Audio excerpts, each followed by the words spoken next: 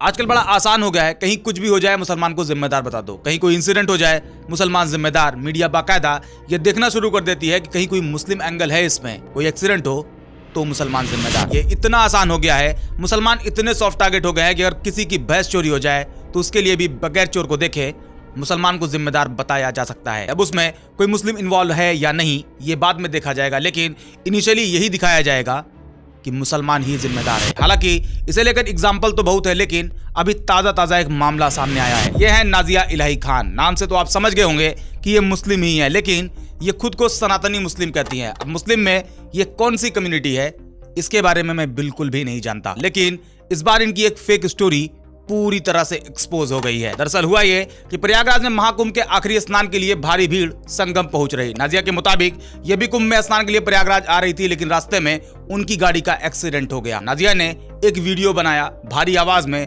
दर्द जाहिर करते हुए सीधे मुसलमान पे आरोप डाल दिया कि मुसलमान उनके गाड़ी का पीछा कर रहे थे, वो एटा से उनके पीछे लगे हुए थे और ये साफ साफ कहती हैं उन मुल्लों ने इनका एक्सीडेंट किया है, ये उनका टारगेट थी, उनका निशाना थी। हालांकि ये वीडियो बेहद ही इमोशनल है, क्योंकि नाजिया के मुताबिक मुसलमान ने उनका पीछा किया, उनकी गाड़ी का एक्सीडेंट किया, तो जाहिर सी बात है सॉफ्ट टारगेट होने की वजह से बगैर सज्जा ने मुसलमानों के खिलाफ नफरती पोस्ट आने शुरू हो गए। किसी ने कहा जिहादियों ने किया हमला, तो किसी ने कहा इस्लामिक जिहादियों ने किया, किसी ने सिक्योरिटी देने की डिमांड करी, तो वहीं कई लोगों ने मुसलमानों को निशाना बनाया। अब अगर एक पल के लिए यह मान भी ले कि वाकई नाजिया पर हमला हुआ था और करने वाले मुसलमान ही थे, तो पहली बात, अगर कोई हमला करता है तो कसूरवार सिर्फ हमलावर है, ना कि सारे के सारे मुसलमान। हालांकि सच तो यह है कि नाजिया इलाही खान का ना तो किसी ने पीछा किया, ना ही किसी ने उन्हें टारगेट किया और ना ही उन पे किसी ने हमला किया। यह सिर्फ और सिर्फ उनकी फर्जी कहानी है। जहां एक्सीडेंट हुआ था अकबरपुर देहात में, वहां के सीओ ने बताया कि 24 फरवरी को सुबह करीब 7 बजे कानपुर देहात क्षेत्र में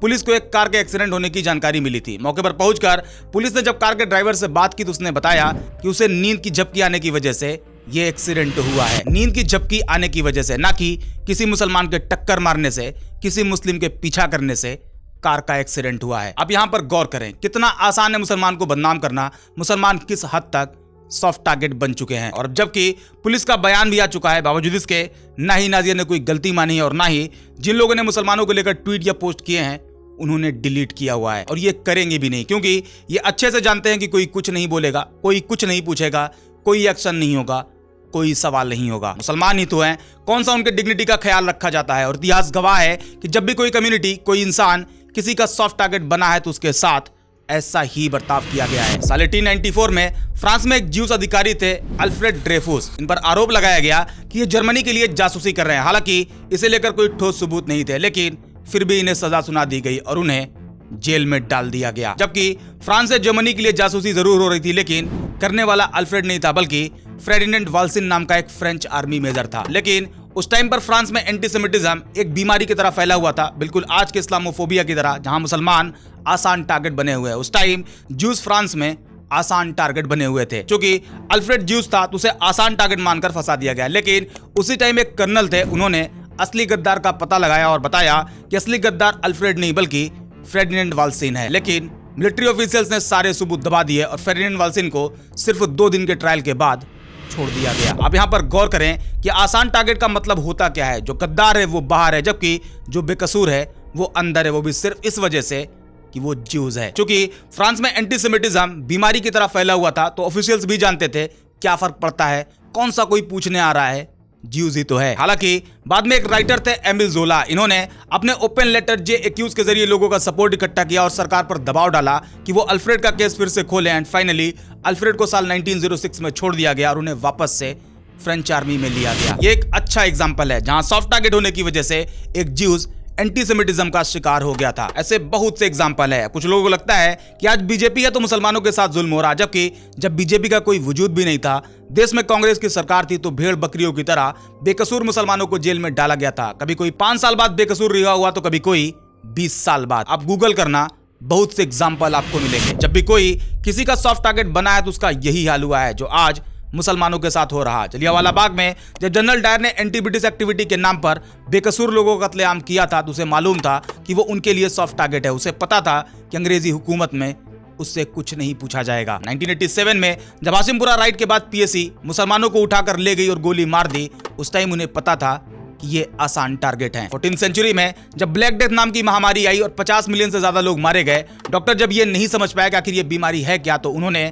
बगैर किसी सबूत के इसका ब्लेम ज्यूज पर डाल दिया। चूंकि यहूदी अलग बस्तियों में रहते थे, अलग रिलीजियस पहचान रखते थे, ऐसे में यह अफवाह फैला दी गई कि यहूदी लोगों ने कुएं में जहर मिला दिया है और इस अफवाह के चक्कर में कई जगह पर भयंकर कत्लेआम हुआ और यहूदियों को मारा गया। उस टाइम यूरोप के क्रिश्चियन जानते थे कि ज्यूज को मारने पर कोई सवाल नहीं करेगा, उनके लिए वो आसान टारगेट थे। इसी तरह 1929 में सोवियत लीडर हुआ करते थे जोसेफ स्टालिन। इन्होंने एक नीति बनाई कि छोटे छोटे जो किसान हैं उनकी जमीनों को मिलाकर बड़े पैमाने पर कलेक्टिव फार्मिंग करी जाएगी। लेकिन जब उन्होंने देखा कि इससे तो नुकसान हो रहा, तो उन्होंने इसका सारा का सारा ब्लेम जो जमींदार किसान थे उन पर डाल दिया। क्योंकि जोसेफ स्टालिन कम्युनिस्ट लीडर थे, तो जाहिर सी बात है अमीर जमींदारों को ये दुश्मन से कम नहीं समझते थे, लेकिन पावर में थे तो उनके लिए वो आसान टारगेट थे। इसी तरह 1917 में फर्स्ट वर्ल्ड वॉर के टाइम पर माता हारी नाम की एक लेडी थी जो उस टाइम एक फेमस डांसर और वेश्या थी। उस पर झूठा आरोप लगाया गया कि वो जर्मनी के लिए जासूसी कर रही है, लेकिन फ्रांस के पास इसका कोई ठोस सबूत नहीं था, लेकिन फिर भी